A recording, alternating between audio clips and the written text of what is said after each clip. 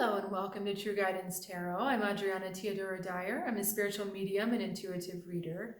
I have a message for Aquarius today, and to let you know how this works, I have asked my guides in spirit for a message through the cards that will be uplifting as well as deeply meaningful for you this week.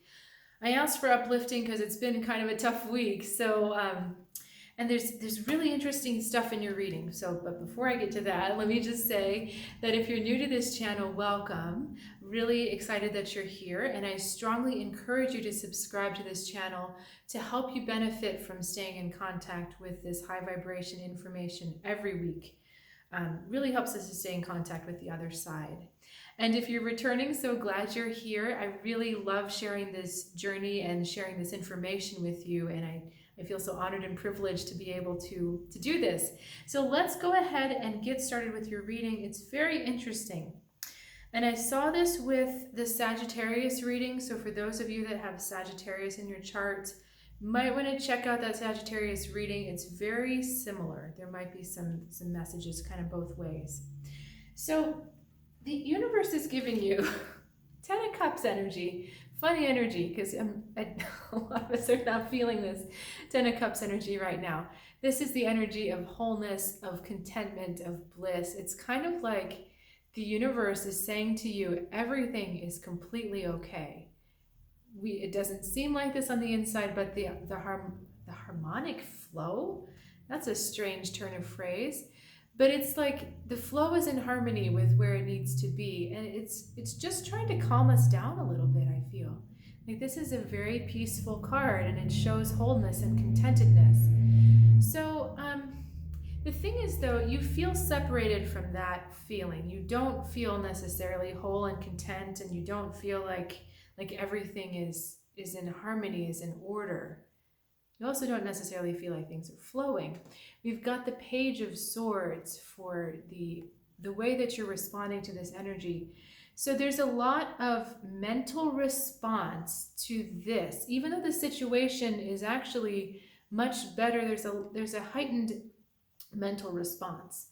And you're trying to just kind of figure out what to do. I don't really see these cards as inspiration. They're not flowing with each other.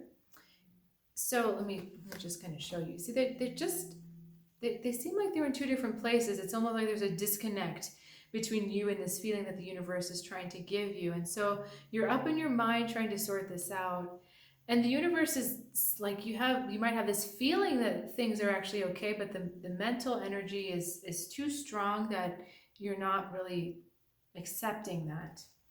So let's keep going, because I still feel like there's something else in there, but I want to move on, and then I'll maybe ask them if I can come back to it. We've got the Knight of Wands going into the Page of Wands, but then ending in the Two of Swords. And I want you to look at this card pretty hard. There's not a lot of movement in this card. There's conflict. There is conflict to the point of a stalemate, where we're not really seeing which way to go. And let me ask them if this is the energy you're feeling or if this is the energy you're supposed to be navigating. Tell me more about this, please.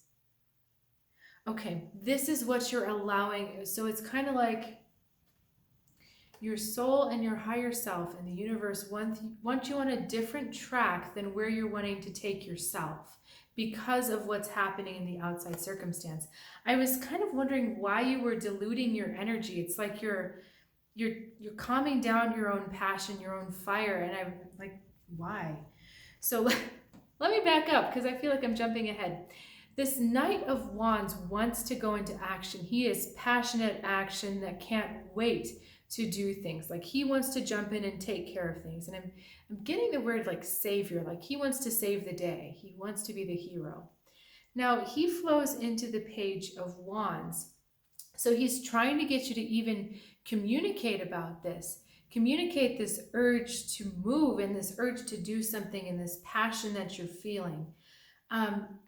But then you end in a deadlock in this Two of Swords. Your mind won't let you do that. And why I said diluting, that in the tarot, the court cards go up in rank. And so the Knight is actually higher than the Page. And here they're working together to help you try to express and communicate that heart's desire, that heart's passion, and that just you want some kind of movement to happen. But then you've got this. Then your mind steps in and says, we're not going anywhere, buddy. we're holding firm. And remember what was happening here. We had the flow of the water in the beginning, this 10 of cups, that lovely energy that is contentment and wholeness and peace and bliss. And you're not really buying it. You're just like, nope, there's something else. My thoughts are telling me that there's something else. But what kind of struggling here, because this Two of Swords is giving you a secret message that the answer is not in your mind. You see how she's cloaked. She can't see anything. Or he. I don't even know if it's a he or a she. It's ambiguous. The answer is coming from the inside, not the outside. So, what does this mean? It means, like, literally in some senses, shutting your senses to the outside world and going into your heart and saying, what does my heart truly want? It's almost like your mind is trying to sort out what's happening. Your heart is saying, okay, that might be happening, but this is what I truly want. This is what I want for myself. This is how I want to respond. Your heart's trying to get you to be in touch more strongly with what you truly value for yourself. And it's trying to get that into action. But then because the outside world isn't kind of matching this, you're not wanting to put it into action. So having a hard time, because it's like literally you're blowing out your own fire.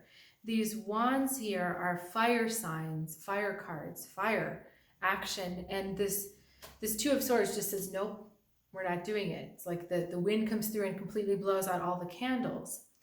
So let me see where they want us to go with this. Okay, they're saying to look at all the cards. Let me put them all in a sequence so I can see what's happening. Okay, the truth, the only truth that matters is the truth of the heart. That has been the message that I haven't been able to get out to you. The only truth that matters is the truth of the heart. Ideas, beliefs, all of those are subjective. All of those can change. All of those are completely controllable. But what the heart wants is connected to your soul, is connected to your higher self, and you really can't change your heart.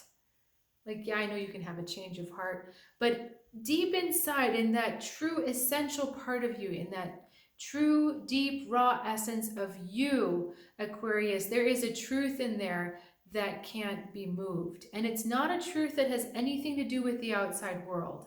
It's a truth that has to do with you. So this might be like, I really value unconditional love. I value the ability to express myself no matter what. I value that for everyone else. I value the space to learn. I value the space to grow. It's something that's more abstract than rooted in what's happening and rooted in judgments and rooted in all of these things that can shift. So it's trying to, all of these cards, the water, the fire, everything is pointing back to that vital energy of the heart, and to know that there is a heart's truth that your mind is not being willing to see, because your mind is interpreting the circumstances a certain way. But it's like this lion is roaring up inside of you saying, wait a minute, this is why I'm here. This is who I'm about. This is what I am, and this is what I offer the world. And it doesn't matter what happens in the circumstances around you. What I offer the world is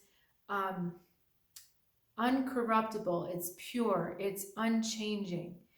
So I'll use my cat as a funny example. His MO is to provide unconditional love and lie in the sun. Like, those are the two things that are very important to him. And he does it regardless of what's going on around him. Except, of course, if it's cloudy, he can't really lie in the sun. But then he takes a nap. So I should have said maybe sleeping and providing unconditional love are his MO. But he doesn't allow the circumstances of the world to change that. If it's chaotic in one room, he goes to a different room and he sleeps. um, if I'm upset or whatever, he comes over to provide unconditional love. He doesn't allow the circumstances of the world to change that about him. That is his essential nature. So this is the chance to find that essential nature. You're not going to find it through the head. You're not going to find it through intellectualizing or the thoughts. You're going to find it here in what am I compelled to do every morning? What am I compelled to do? So that is a tough question. That is a really tough question for those of us that are very intellectually motivated, because it can be very hard to put something into action. It can be hard to connect with what makes us really fired up and want to act. But I know you will find it. I know you will see it. So if you have questions about this, please let me know in the comments. I always love to hear from you. And if you're curious about specific message from Spirit for you, I do offer intuitive readings and spiritual guidance over Zoom. You can find out more on my website, trueguidancetarot.com. Info in the description below, and I will see you next time. Have a good one.